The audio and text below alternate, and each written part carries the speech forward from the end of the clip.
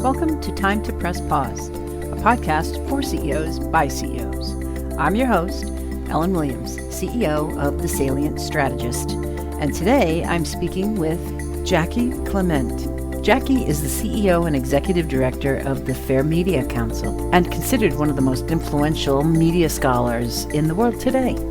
She is the host of the award-winning FMC Fast Chat podcast and a former member of the National Press Club, the London-based Media Society, and the New York State Communication Association. Having worked in newsrooms as a reporter and editor, as well as on the business side of media outlets as a news executive, she is uniquely qualified as an advocate and educator on the important role news plays in our society.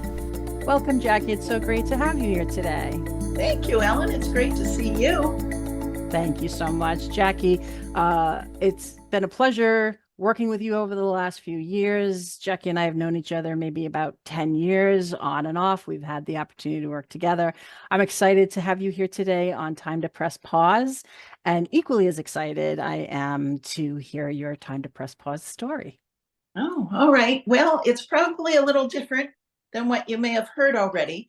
I think the best way to actually explain it, let me just preface by saying, a lot of the work that I do focuses on studying the content and character of news, because the Fair Media Council, we are a media watchdog organization. First and foremost, we want people to be able to access quality information so that they can live their best lives. So that's part of our mission.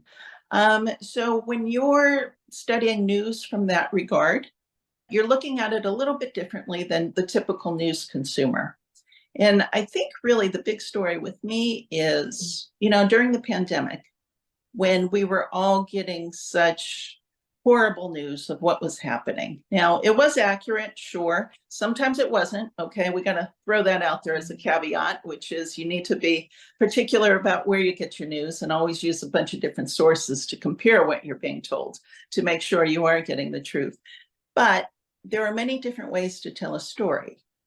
And what came at me through the pandemic in particular is there were so many other ways that these stories could be told, where we didn't leave the news consumer feeling like they had no control over their life, or feeling fearful, or even feeling like, the news is just sensationalizing everything to make me afraid. All right, because that's a lot of the feedback that I get from the public of how they feel about news in general. And it's not wrong, but it did make me think about why is this happening and what's going on here? And why aren't they telling stories from different angles that would be more empowering towards people? And then I started to realize that it's not just simply the news reporters or the news anchors that are telling these stories, but the people they're interviewing. So the people that are in power, whether that's someone in healthcare or a company CEO talking about how it's impacting their company, it was the way they chose to deliver their message. And that was where I realized that a lot of this doom and gloom isn't simply coming from the media, it's coming from the people that they're interviewing. And if they're interviewing leaders who have control over how they deliver their message, which they do, why are they choosing that technique as opposed to one that is informative and empowering and saying, okay, we're going to make it through. These are some steps we need to do, but the outcome here is, the trajectory is we will be fine. We need to make some changes, which people never like to make change, right? Everybody's against change in some way, shape, or form. But if we go about doing this, we'll be better for it. And that was really the part of the message that was always missing out of these stories in particular. And that's what kind of made me sit down and say, all right, I do a lot of opinion writing on news. I do a lot of talking to groups. I talk to students and business organizations all the time. So if I'm talking, what is it that I want to give them? What's the takeaway once I leave the room? And I started to realize how important it was for me myself to make sure that I'm using my podium or my bully pulpit or whatever you want to call it, from a point where I'm sharing information that can indeed empower instead of making people feel fearful about the future. And I think once you kind of make that connection between what you're saying and what the impact of what you're saying is, you start to realize how much responsibility you have in what you say, as well as how you say it, being just as important.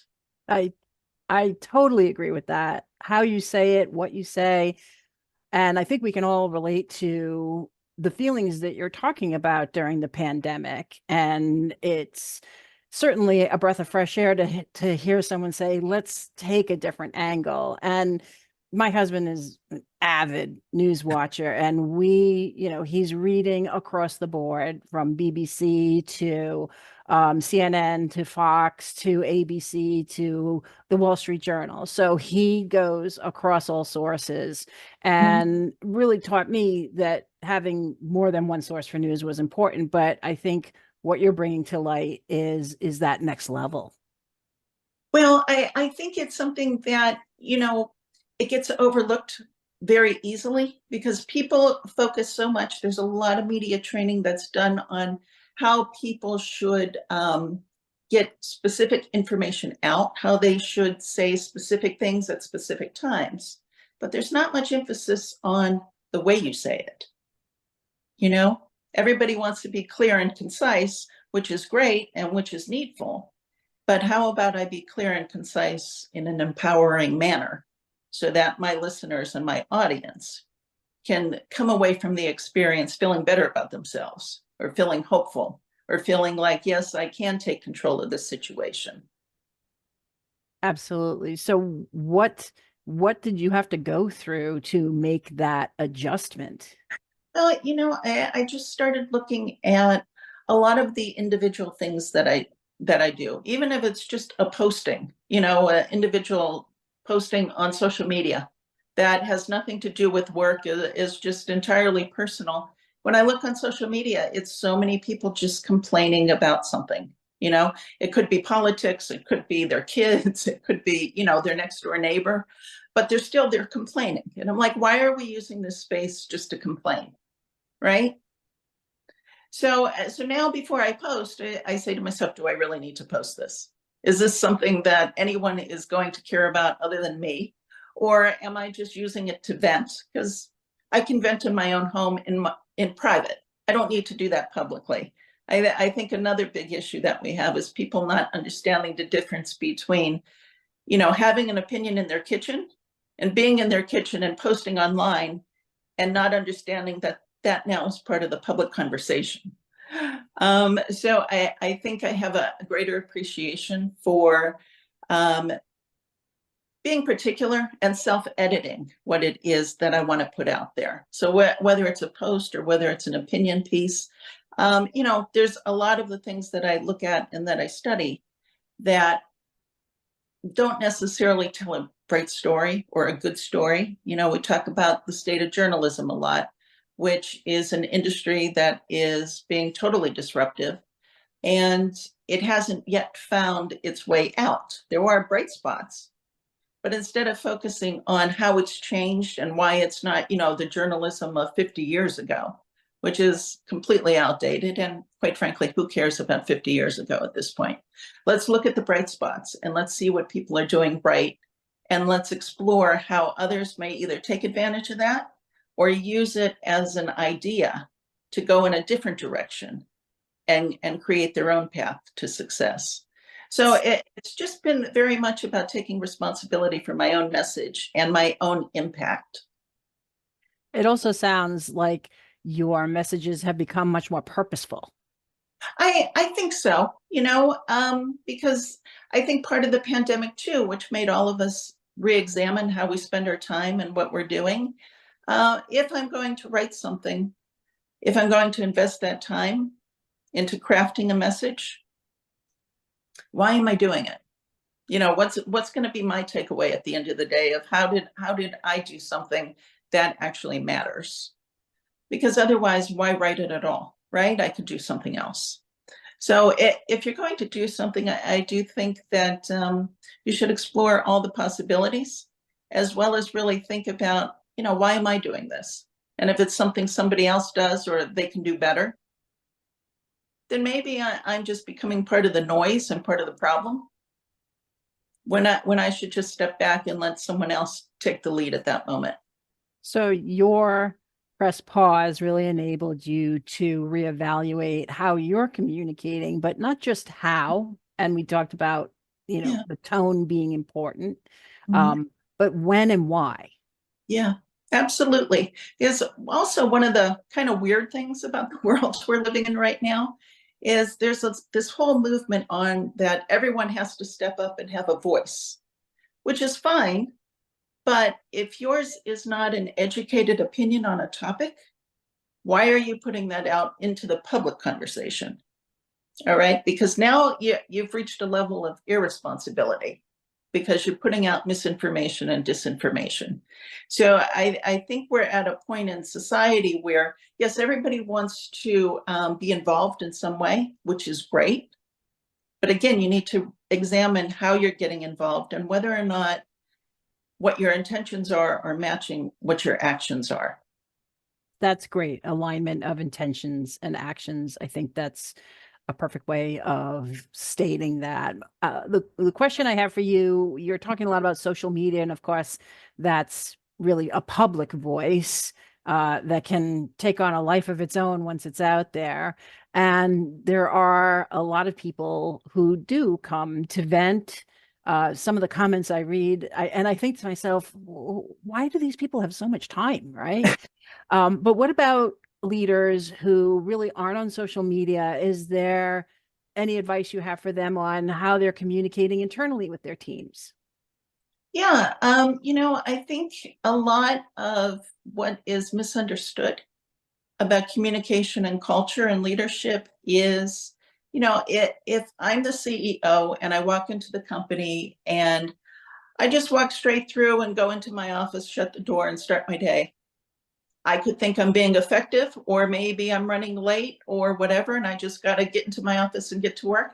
But if I'm walking in and not saying good morning to the people I work with, I'm having a huge impact on the culture of the organization. And that culture filters down so that, if it's a retail store and my employees are not accustomed to a CEO that makes chit chat and makes them feel valuable by being in their presence, then the culture that I've created is a setting where when customers come through the door or clients, my employees are not going to make them feel valued or, even seem interested in them because that's the culture of the place. So I think there's a lot to be said about communication, creating the basis for the culture of an organization. And whatever culture that is that a CEO wants to create, they can be using social media to create that image for them. Interesting. So it's a combination of how they're communicating internally and leveraging social media to communicate that same kind of message externally as well. Yeah, And absolutely. I mean, I know there are still some people that feel if they want to be viewed as professional, they don't belong on social media, which I think we've progressed out of that era because it's so commonplace now that if you're not on social in some way, shape, or form, you're actually missing out, and you're doing your brand a disservice because we do know that people want to see the face of a brand. They want to know who's running it and what that person is about. So you don't have to get intensely personal in your social postings, but you do need to step up and be the leader and be the face and understanding the difference between not just being an external leader, but also being that internal leader, and putting it all together is a very powerful method of communication. would you say then leaders, it would behoove them to take a step back, press pause, and really evaluate how they're communicating, especially on social media, if they're still carrying the old ideas of I don't belong here? Yeah, absolutely. Because we have seen social media in particular has evolved dramatically over the past 20 years or so, right? You know, Exactly. it's become much more professional, if you will.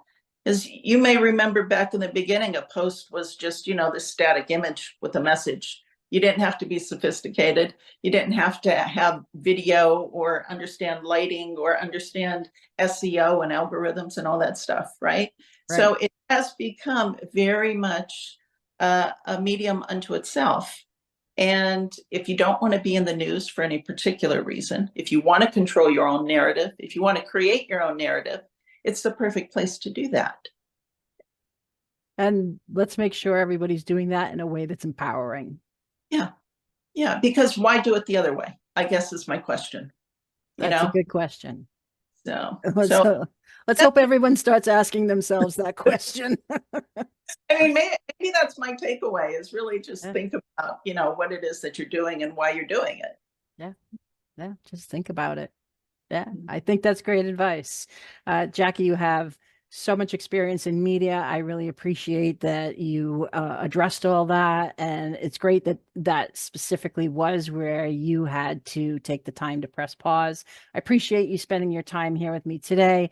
I'm sure everybody learned something about social media, although it's ever changing, and hopefully they will think about what they post and make it empowering. So thank you.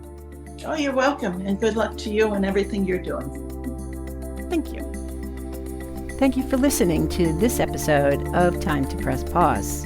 To learn more about Jaci Clement, go to fairmediacouncil.org. To learn more about me, go to thesalientstrategist.com.